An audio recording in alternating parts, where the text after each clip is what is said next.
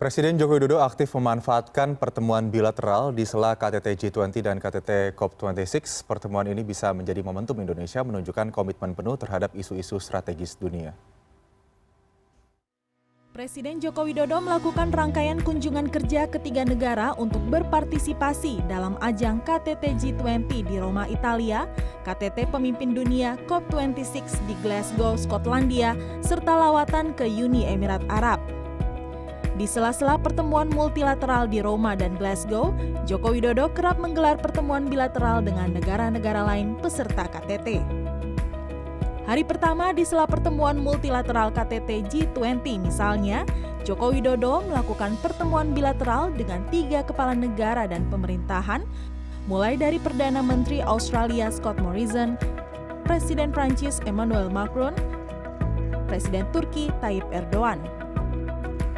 Di hari kedua KTT G20, Joko Widodo bertemu Perdana Menteri India Narendra Modi, Perdana Menteri Singapura Lee Hsien Loong, dan Presiden Dewan Eropa Charles Michel.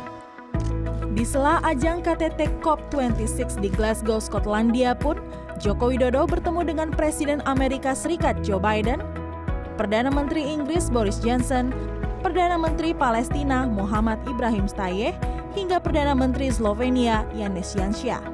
Direktur Paramadina Graduate School of Diplomacy Vilsiska Prabowo-Ningtyas menjelaskan, 2 KTT itu memang penting untuk menjadi ajang pertemuan multilateral untuk membahas penanganan masalah global.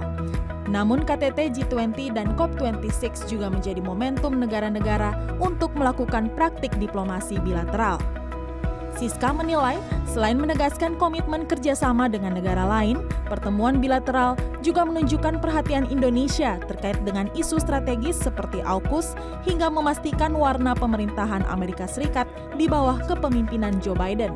Ini menjadi sangat penting dan strategi dan memang dilakukan untuk kemudian memanfaatkan semua kesempatan yang ada dalam sebuah multilateralism untuk melakukan bilateral sesuai dengan list kepentingan negara atau objektif kira-kira. Presiden Jokowi bertemu dengan Perdana Menteri Australia Morrison, terus kemudian nggak lama ketemu dengan Presiden Macron.